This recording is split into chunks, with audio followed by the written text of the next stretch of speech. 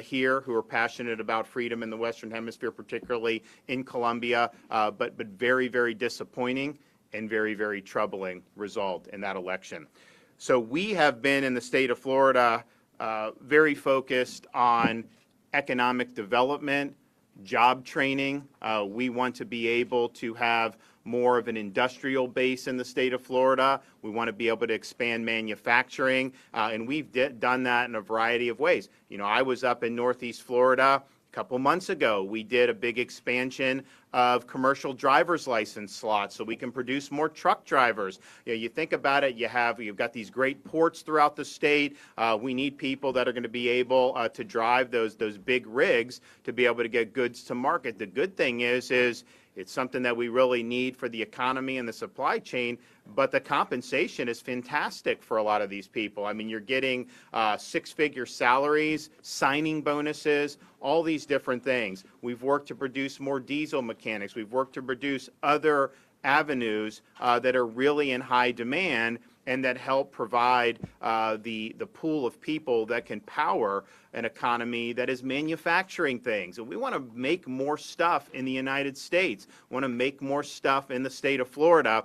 So that's been something that we've been committed to since the time I've been governor. You know, our goal was to be #1 in workforce by 2030. We had been in the bottom half of states when I became governor. We've shot up those rankings with all the different opportunities that we've put time and resources and attention behind, and we want to continue doing that. So having that, the opportunities for people to get those skills that can then be very marketable. Good thing about that, you don't go deep into debt, go into like some private four-year university where they charge you $50,000 a year.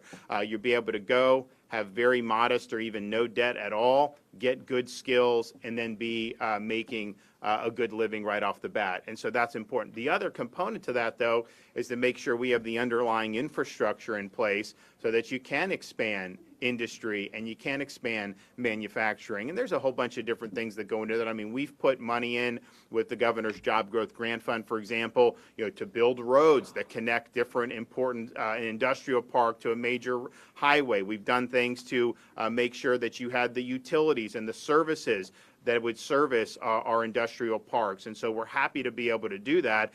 People are interested in investing in Florida. People are interested in having industry and manufacturing in Florida more than they've ever had before. And so we've been really, really supportive of that. So this job growth grant fund that we have, we've made a huge impact on it. Today we're here to make another award. And if you look here, there's people apply for this stuff. We've got a lot of great potential opportunities. We've got to pick to see what's going to give the taxpayers of Florida the biggest value. And the town of Callahan and the Crawford Diamond Industrial Park, we believe, are primed to bring more jobs to the area for the people of Nassau County. I don't need to tell anybody up in Nassau County that this part of the state is growing. This is a place people want to be, and you have over 1.5 million people just in the Northeast Florida region alone. People want to be able to be in this area because, quite frankly, you've got access to a great port, you've got access to ground transportation, and so if you're making things here, you're really in a good spot. So to be able to capitalize on the momentum and to be able to expand Florida's industrial capacity, and particularly here in Northeast Florida and Nassau County, we are awarding $4 million to the town of Callahan to support the construction of a clean water supply plant at the Crawford Diamond Industrial Park.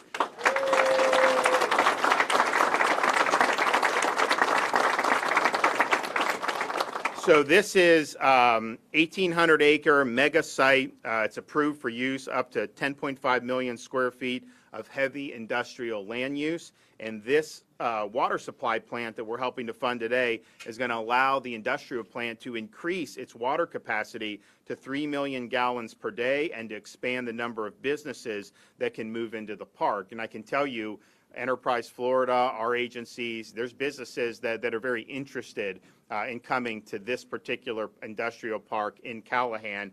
And the fact that we're able to do this, I think it's going to make it that much more attractive. And so you think about this mega site, we have 2 different rail lines that service it, access to 3 ports in under an hour and only 2 hours from the port of Savannah, and only 18 miles to I-95 and to I-10. And so that's really, from a logistics perspective, that's a great place to be, and I think businesses understand that.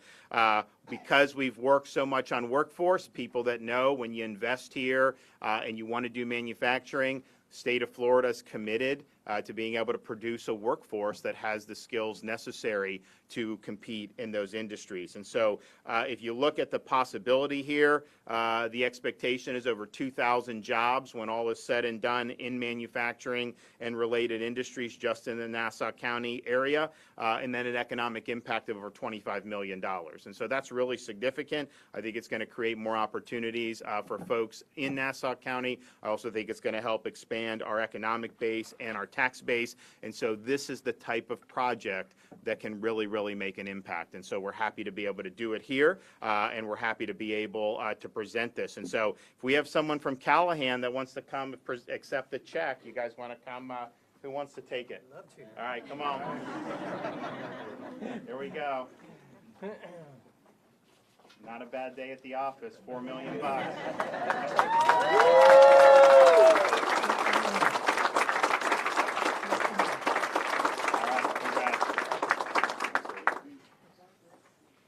You want to hold the check? There you go. Yeah. What's this for? Oh, is this for me? Governor, this is from the town for you. Oh, wow. Nice. Now that's a challenge coin right there. Wow. All right. All right. We'll hear from Andre Wallace, Jack's USA Partnership.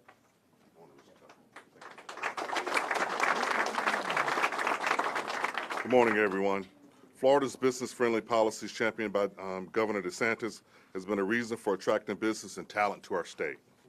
The appeal of doing business in Florida has been especially evident over the last few years as companies are searching for lower costs of doing business, desirable infrastructure, and an available and skilled workforce. Since the beginning of 2020, the 7-county region of Northeast Florida has seen unprecedented growth.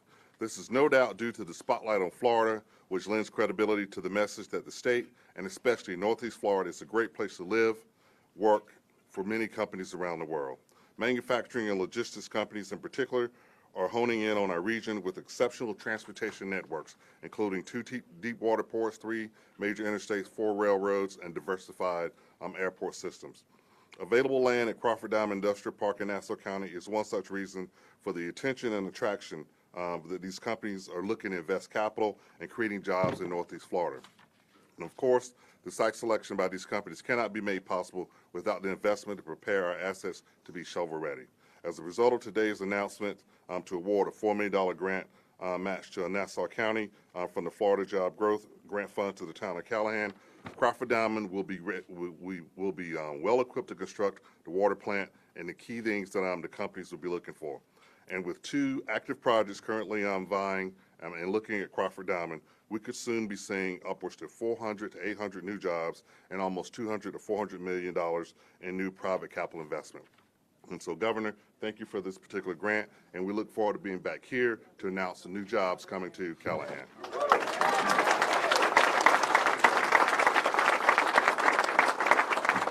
Okay, Dane Eagle. Well, it's great to be in Callahan. I want to thank the governor for his focus on Florida's economy. We announced on Friday that the Florida unemployment rate remains at 3% compared to the nation at 3.6%. When we look at other large states, California, Texas, New York, they're still well above 4%. That's thanks to the governor's Freedom First policies, but also for investing strategically in our communities.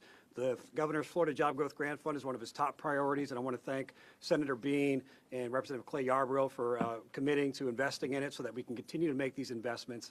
But when the governor looks across the state for how we can invest in workforce and in infrastructure, it's very competitive. And by the way, I'll say many states like to invest in businesses. They just give cash handouts. We don't do that in Florida. We invest in our people and we invest in communities. So we do that through workforce training grants, and we do that through infrastructure and communities through the governor's Job Growth Grant Fund. And I mentioned how competitive it is across the state. The governor is doubling down in Nassau County. He mentioned we were here just in December to be able to invest in diesel, in commercial transportation logistics. Now we're doing the industrial park today.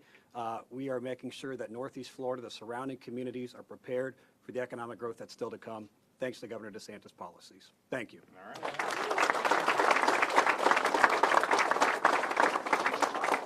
Well, thanks, everyone. Also, just make an announcement since we're in this area with the candidate filing done. Did you get a Republican? No, sir. Okay, so you're the senator then. You're going to win. Oh, you're going to win that. Okay. Congratulations to Clay. So we have in this area, there's also 2 in the Tampa Bay and 1 in Central Florida where we have these competitive congressional seats. So as part of the Sunshine State Summit, we are, the Republican Party, they're going to be sending out invitations for the qualified candidates in those races. We're going to be doing debates at the Sunshine Summit. And so I have, so there'll be 4 debates.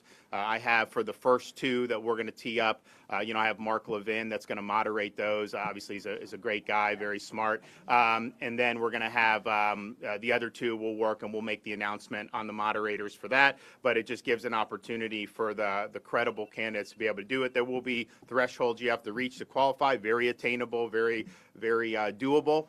But I think it'll be something that'll be good. You do these summits, and it's fine, but to just have a day's worth of a bunch of people giving platitudes in these speeches, I think the people get a little bored by that. And so we want to make sure that we're doing things that I think are going to be really informative and exciting for folks. And so this will be a great opportunity for the candidates to be able to go and talk about their visions and in contrast with their competitors. So stay tuned on for some information on that. Okay, questions? Yes, sir. Governor, there's obviously a lot of controversy at the end of last week between your administration and the White House. What do you make of the White House saying that the state reversed on child vaccines? So the White House is lying about it. Surprise. Not surprised the White House would lie. Definitely not surprised that legacy media would amplify the lie, because that's what they do. The state of Florida, they came out with an article saying the state of Florida has not ordered, its Department of Health has not ordered mRNA jabs for the babies. Yes, we didn't. We recommend against it. We are not going to have any programs where we're trying to jab 6-month-old babies with mRNA. That's just the reality.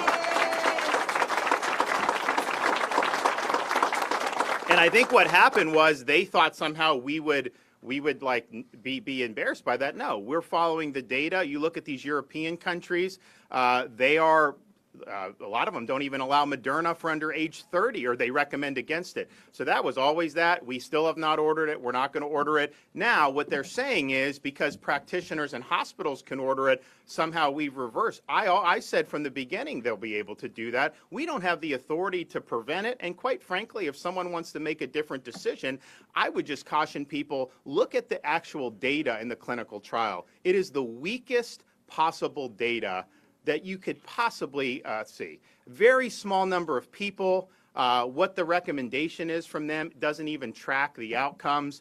It was something that, but people can ask their pediatricians. They can ask their doctors. What's the evidence of protection against severe disease? There was none in the clinical trial. But that's something that people would do. But for us, Joe Latipo, our Department of Health has looked at it. There is no proven benefit to put a baby with an mRNA. So that's why our recommendation is against it. That's different than prohibiting the use in Florida, which we don't have the authority to do. And quite frankly, we're confident people can make their own judgments on it. But I would say when you look at the trial, one of the things they did not have babies or very young kids who had recovered from COVID in the trial. So we don't know what this will do for people that have recovered. But in their recommendation, they are recommending giving the mRNA shot to people, young babies and kids that have already recovered from COVID. They don't have any clinical data on that. And people have looked at some of this stuff and have recognized how that,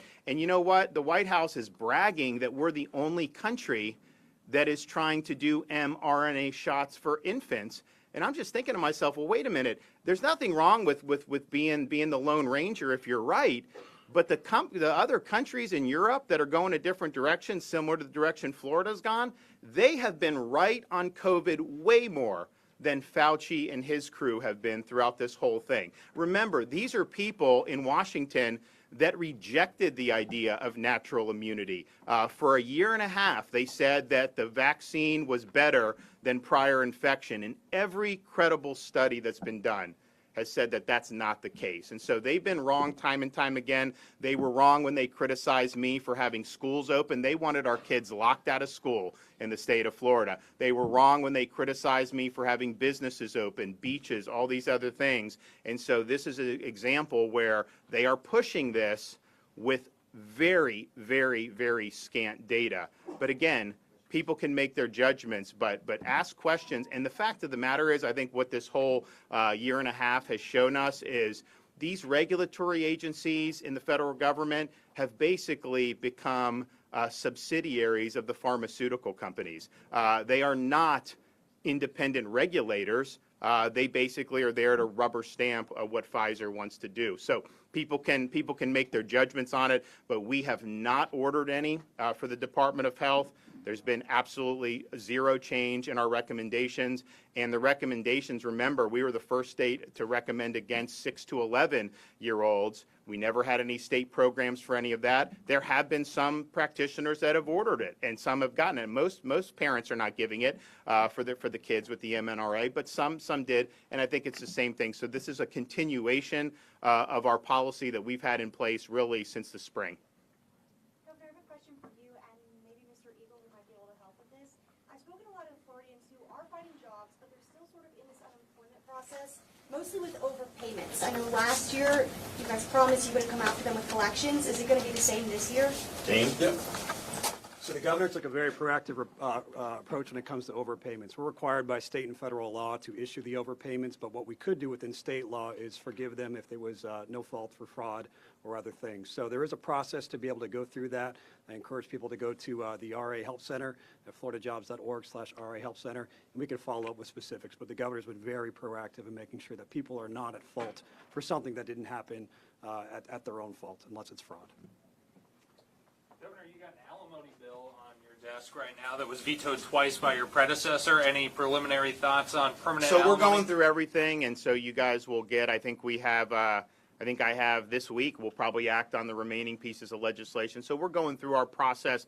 There's a lot of bills that get churned out. You know, they get dumped on my desk, and I've got to look to see on all of them. You know, we do our due diligence, we research them, we try to make the best decisions that we can, for the people of the state of Florida. So that process is ongoing. I think we've gotten through probably 80 to 90% of the bills, or probably 80%. So this week there'll be a lot of bills that are processed, and we will act on all of them, either with a signature or with a veto. All right, everyone. Thanks so much. Thanks for coming. It's really great to be in Callahan. We appreciate you guys. Thank you. All right. Where's my guys? Can you hold that? All righty. Thanks for coming. Appreciate you guys. Thanks so much. Yeah, thank you. Thank you. Thank you. Thank you. Great to see you. Thanks. Congrats, man. That's awesome. Oh, cool. How are you?